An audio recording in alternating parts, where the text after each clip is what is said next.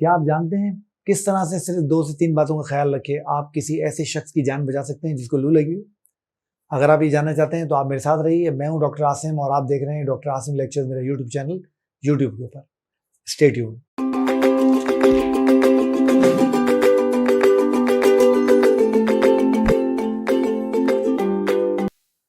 इससे पहले कि मैं आपको ये समझाऊं कि हीट स्ट्रोक यानी लू कैसे लगती है, इससे पहले हमें एक छोटी सी बात समझनी है। हम इंसान जानवरों के उस ग्रुप से बिलोंग करते हैं जिसको गर्म खून वाले जानवर यानी वार्म ब्लडेड एनिमल्स कहते हैं।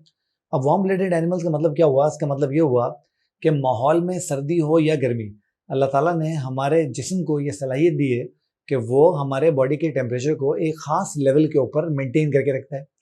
जैसे आपके कमरे में एसी में थर्मोस्टेट लगा होता है जो रूम टेम्परेचर को कंट्रोल करता है, बिल्कुल इस तरह से तो हमारे ब्रेन में भी एक थर्मोस्टेट लगा हुआ है। अब वो थर्मोस्टेट चूंकि ब्रेन में लगा हुआ है इसलिए ब्रेन की सलाहियत रखता है कि वो दर्जे हरारत को कंट्रोल करता है। जिन लोगों को लू लगती है उनके साथ कुछ ऐसा होता है जिसमें ब्रेन का वो थर्मोस्टेट डिसफंक्शनल हो जाता है, काम सही तरह से करना छोड़ देता है।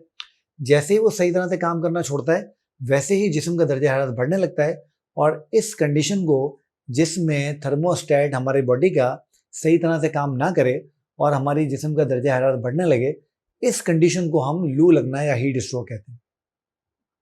अब अक्सर ये लोग सवाल पूछते हैं कि लू किसको लगने का खतरा होता है। देखिए, अब आप एक बात समझें। अभी मैंने आपको बात समझाई कि हमारे जिस्म के दर्जा हरारत को कंट्रोल करना किसका काम है? हमारे ब्रेन का। हमारे थर्मोस्टेट ब्रेन में लगा हुआ है ना। तो छोटे बच्चे जिनका नर्वस सिस्टम यानी दिमाग सही तरह से मुकम्मल तौर पर डेवलप नहीं हुआ होता, और वो लोग जिनकी उम्र ज़्यादा हो गई है, 60 साल से ज़्यादा हो गई है, जिनका दिमाग अब आहिस्ता आहिस्ता उसका फंक्शन कम हो रहा है, ये वो 2 उम्र के हिस्से हैं जिनमें लू लगने का खतरा सबसे ज़्यादा होता है। मगर इसको देख के कोई ये धोखे में ना रहे कि किसी नौजवान को लू नहीं लग सकती। लू किसी को भी लग सकती है, बट बच्चों को और बूढ़ों को लू लगने का खतरा ज़्यादा होता है।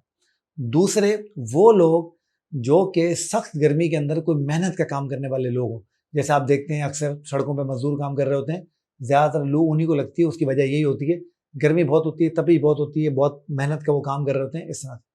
इस तरीके से वो एथलीट्स जो कि गर्मी में किसी स्पोर्ट्स में पार्टिसिपेट कर रहे हो, आपने देखा हो फुटबॉलर्स जो होते हैं, अगर वो दिन में मैदान में धूप में फुटबॉल खेल रहे हो, उनको लू लग सकती है। क्रिकेटर्स को लू लग सकती है, हॉकी प्लेयर्स को लू लग सकती है, इस तरह से। इसी तरीके से वो लोग जिनके अंदर पानी की कमी हो, या तो वो पानी ना पीते हो या किसी वजह से बहुत ज़्यादा पसीना निकलने की वजह से उनकी बॉडी में पानी की कमी हो रही हो, उनको लू लगने का खतरा सबसे ज़्यादा होता है। अच्छा, एक और बात जो मैं यहाँ बताना चाहता हूँ और वो आपने ज़रूर ध्यान में रखनी है, लू लगने का सबसे ज़्यादा खतरा जब गर्मी की पहली लहर आती है उसमें ज़्यादा होता है। उसकी वजह क्या होती है? उसकी वजह ये होती है कि हम मौसम में बाहर से गर्मी की तरफ जा रहे होते हैं, तो हमारा जिस्म एकदम बहुत ज़्यादा टेम्परेचर का जो है आदी नहीं हुआ होता। तो जैसे ही गर्मी की लहर आती है, हमारा जिस्म चूंकि उसका आदी नहीं है, इसलिए बहुत जल्दी वो उससे मुतासिर हो जाता है और लोगों को जो है वो लू लग जाती है। तो ये वो चंद लोगों के ग्रुप हैं जिनको लू लगने का खतरा ज़्यादा है। अब आपने ये बात ध्यान में रखनी है कि कुछ चीज़ें ऐसी हैं जिनसे लू लगने का खतरा बढ़ जाता है, और वो चीज़ें कौन कौन सी हैं? एक तो अगर आप गर्मी के मौसम में पानी कम पिएंगे तो आप यकीन कीजिए आपको लू लगने का खतरा बहुत ज़्यादा बढ़ जाएगा। इसलिए कोशिश किया कीजिए गर्मी में 24 घंटों में कम से कम 12 से 14 गिलास पानी कम से कम ज़रूर पिया करें। दूसरा, वो लोग जो गर्मी में बहुत ज़्यादा कपड़े पहन लेते हैं, ख़ास तौर पे ऐसे एथलीट्स जो टाइट्स पहन लेते हैं, जिनको जो है पसीने को रोकने का जो काम करते हैं, उससे भी जो है वो लू लगने का खतरा बहुत ज़्यादा बढ़ जाता है। इस तरह से वो लोग जो कि शराब पीने के आदी हों या कोई मनशियात लेने के आदी हों, उनका भी लू लगने का खतरा बहुत ज़्यादा बढ़ जाता है, क्योंकि शराब और मनशियात दिमाग के टेम्परेचर कंट्रोल करने वाले सिस्टम को मुतासर करती हैं। इसलिए इस तरह से वो लोग जो कि दिल की, शुगर की, ब्लड प्रेशर की और इस तरह की किसी बीमारी में मुब्तला हों, उनमें भी लू लगने का खतरा बहुत ज़्यादा बढ़ जाता है। इसलिए उनको भी बहुत ज़्यादा एहतियात करने की ज़रूरत है। एक काम जो आपने ज़रूर ज़रूर ज़रूर नहीं करना है वो ये है, कभी भी गाड़ी पार्क करके गाड़ी में किसी को ना छोड़ा करें। जैसे ही आप गाड़ी को पार्क करके गाड़ी को छोड़ते हैं तो सिर्फ 10 मिनट के अंदर उस गाड़ी का जो दर्जा हरारत है वो 6 से 8 डिग्री सेंटीग्रेड बढ़ जाता है, जो किसी को भी लू लगा सकता है, ख़ास तौर पर छोटे बच्चों को। तो कभी ये ना किया करें। अब याद रखना है कि ये वीडियो बनाने का मकसद ये नहीं है कतन कि आप लू लगे हुए मरीज़ का इलाज करेंगे। आप ये बात समझ लीजिए, लू लगे हुए मरीज़ का इलाज करना सिर्फ डॉक्टर का काम है और ये मेडिकल इमरजेंसी है। मैं आपको कुछ ऐसी निशानियां बताऊंगा कि अगर आप कहीं से गुजर रहे हो और आप किसी पे शुबा करें कि उसको लू लगी है, तो आप कैसे कंफर्म कर सकते हैं? सबसे पहले ये चीज़ ध्यान में रखिए, जिस आदमी को लू लगती है आम तौर पे उसको पसीना नहीं आ रहा होता। दूसरी बात, जब आप उसको हाथ लगाएंगे तो आपको उसकी जिल्द बहुत गर्म लगेगी और खुश्क महसूस होगी, और थोड़ा सा अगर आप उसको ध्यान से देखेंगे तो दर्जा हरारत बढ़ने की वजह से, बुखार की वजह से वो लाल हो रही होगी। तीसरी बात, वो मरीज अपने होशो हवास में नहीं होगा, बहकी बहकी बातें कर रहा होगा या बेहोश होगा या उसको पता नहीं होगा कि वो कहाँ पर है। एक और बात जो आपने ध्यान में रखनी है, उसको उल्टी भी हो सकती है, उसको मतली भी हो सकती है। जिन लोगों को लू लगती है, सर में शदीद दर्द होना उसमें एक आम शिकायत है। तो ये वो चीज़ें हैं जिसकी मदद से हम किसी भी ऐसे शख्स को बहुत आसानी से पहचान सकते हैं जिसको लू लगी हुई है। अब अगर किसी को लू लगी है तो मैं आपको फिर ये बात बता रहा हूँ, हमने उसका इलाज नहीं करना। ये स्पेशलिस्ट डॉक्टर से काम है और ये मेडिकल इमरजेंसी है। आपने 2 काम करने हैं। पहला काम ये करना है कि अगर नज़दीक कोई अस्पताल मौजूद है तो उसको फ़ौरन अस्पताल पहुँचाना है, नहीं तो एम्बुलेंस से कॉल करना है। दूसरा काम आपने क्या करना है? दूसरा काम आपने फर्स्ट एड करनी है।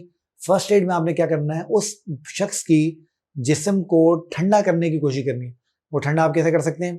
उसको छाँव में लिटा दीजिए, उसकी टांगें उसके सर के जो है लेवल से ऊपर कर दीजिए, उसके ऊपर ठंडा ठंडा पानी डालिए, उसको शावर के नीचे खड़ा कर दीजिए, उसको बहुत सारे ठंडे शरबत पिलाइए, उसको जूस पिलाइए, फ्रेश जूस निकाल के पिलाइए। वहाँ पर बर्फ़ अगर कहीं से अवेलेबल हो, बर्फ़ मिल रही हो, तो बर्फ़ को लेके जल्दी से उसके बगल में, उसकी गर्दन में, उसकी ग्रोइन में, ग्रोइन हम बोलते हैं उस एरिया को जहाँ पर हमारी टांगें हमारे धड़ से मिलती है, वहाँ पर रख दीजिए। और उसके जिस्म पे जितने भी एक्सेसिव कपड़े हैं, सिर्फ उसके सतर को ढांपिए और बाकी पूरे जिस्म को नंगा करके उसके पूरे जिस्म को जो है वो ठंडे पानी से बार बार धोइए।